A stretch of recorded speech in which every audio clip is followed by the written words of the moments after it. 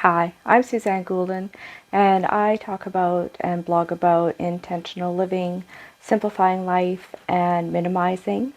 And today I wanted to talk about something that I've been working on for a while now, adding into my life that's really making a significant difference in simplifying. And I'm also in burnout recovery, so it's been very helpful in bringing in life balance. And I wanted to share with you in case it might help you as well. Our brains naturally rebel. We are quite familiar with this happening with a 2-year-old when they start to rebel against their mom, and 5-year-olds start to rebel against both their parents, and then of course the teen years they rebel against everybody. But we actually also rebel as adults, and oftentimes we are rebelling against ourselves. I found an article, I will link to it in the notes, where this rebellion is called psychological reactance, and it's something that is very natural. And what happens is our brain does not like to be told what to do. So as soon as we start to talk in ways of, well, I should be doing this, I should be doing that, our brain naturally goes into rebellion mode, causing us to do just the opposite. So oftentimes when we are trying to eat healthier, set up a workout routine, we make very rigid rules for ourselves, and then we wonder why we can't stick with it. And psychological reactance is probably one of the main reasons why that we just naturally rebel against ourselves, even though we know what we should be doing. Our brain does not want to be told what to do. So I work with a performance coach. Her name is Leslie from Waypoint Coaching, and she taught me a skill, I guess, an idea on how to help keep that rebellion at bay. And that is choice time.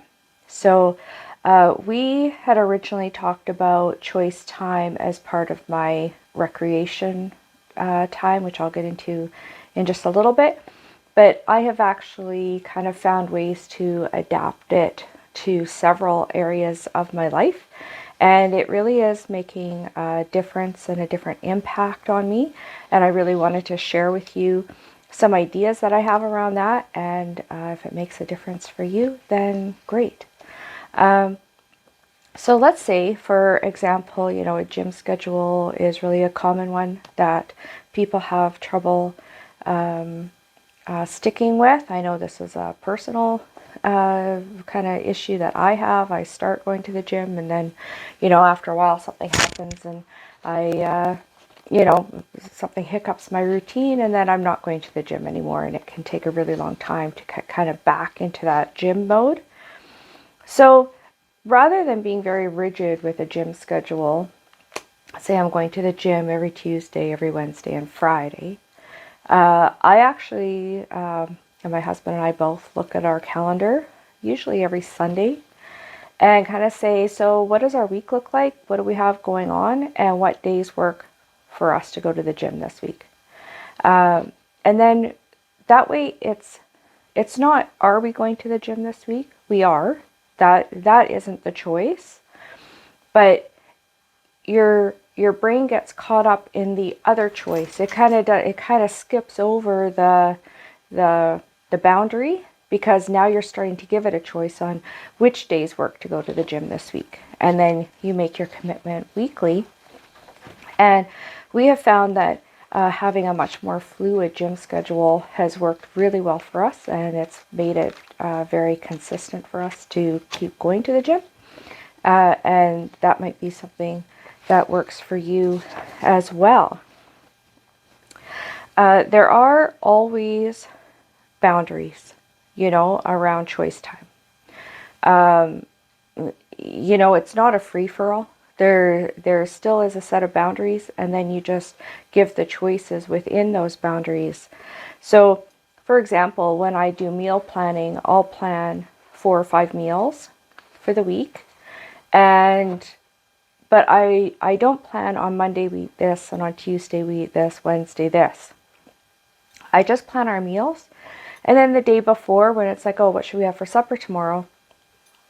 I look at our menu plan, and then I'm able to determine what am I in the mood to make, what do I have time to make, something takes a little longer, something takes a little less time, is there something on the schedule I need to keep in mind, do we need a quicker dinner, do I need to have something in the slow cooker in the morning, that kind of thing. But I'm able to just decide the day before, sometimes even that day, what it is that we have time to cook. And so excuse me, it's not such a rigid schedule where on Monday we eat this, and it's like, but I'm not in the mood for that on Monday. Well, that's what I said we were eating on Monday, and now you've had an argument in your head about not being in the mood, and you'd probably be more likely to end up going out for dinner or ordering in because your brain rebels against, I don't want that meal today. So keep your boundaries in mind, but give yourself the choices within the boundaries. I find it works really, really well.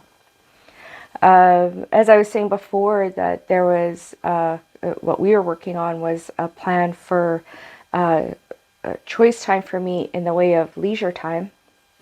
And the reason is I'm not a workaholic by any stretch, but I do have very high expectations of productivity for myself. And so I would determine kind of what I expected to get done in a day. And I also go by the philosophy of work first, play later. So when you've done the work, then you can go and do a fun activity. But my productivity expectations were so high that often my self-care and my fun activity, my leisure time, would be pushed to the side because I hadn't met yet my own expectations of productivity for the day. So that was something that really needed to change, and I needed to reassess me time and choice time and the balance of work some, play some, work some, play some, right? So I structure my week quite differently now. I kind of block out my week and my day with, priorities for what I need to get done in my office. And also then the priority of making sure I get some playtime, because my brain needs the break and I need the rest, and I need to go and feel that I'm having that just fun, creative time. And I enjoy my work as well, but it's much more, writing is a lot of work, and it's a lot of brain focus and that, and I need that break to go and have some time to play.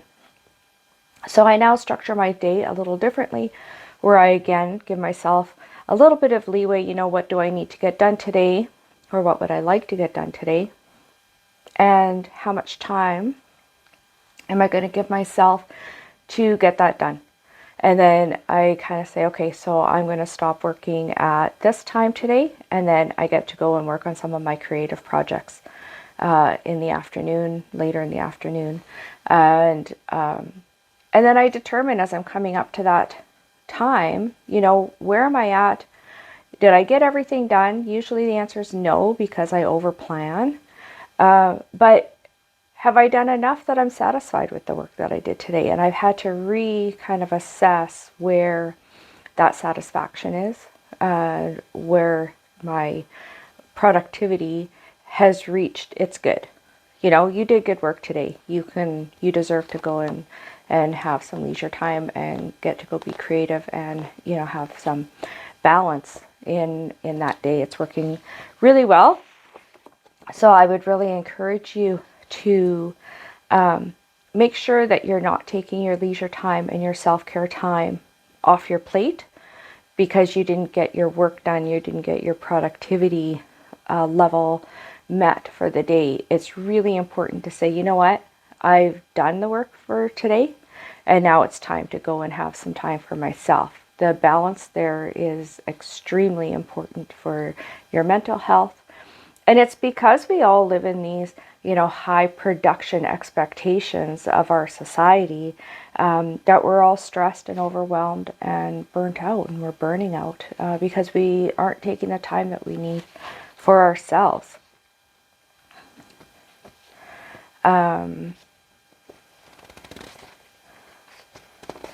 Right? I covered all that. Okay.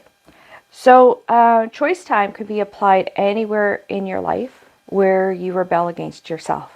So, I talked about working out already, and maybe the calendar isn't your issue. Maybe it's that you don't like going to the gym, right? Lots of people are like, well, I know I have to work out, but I don't like going to the gym. And so then it's really important to find your alternates. What do you like? Find 5 or 6 fitness activities that you like and write them down on a list so that you don't have to keep them in your mind. And when it comes to, okay, you know what, I've reached my workout time. What do I feel like doing today from this list of things? And add to that list as you find more things, right? And that way it helps you to stick to your workout routine if you're enjoying what you do, right? You also might want to have a same kind of list or things available when it comes to food. I want to eat healthier. So we're going to reduce the unhealthy food that's in our home, and we're going to bring in healthy options, more than one, right? So that way, when you're feeling hungry or snacky or you want, something to eat, the boundary is I'm making healthier choices, but you give yourself the option of different healthy snack choices and healthy food choices in your home, so that your brain doesn't feel like it's being kind of pigeonholed into, you must eat this. This is what we're eating for this week.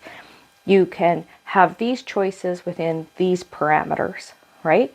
And it helps to reduce that rebellion that you feel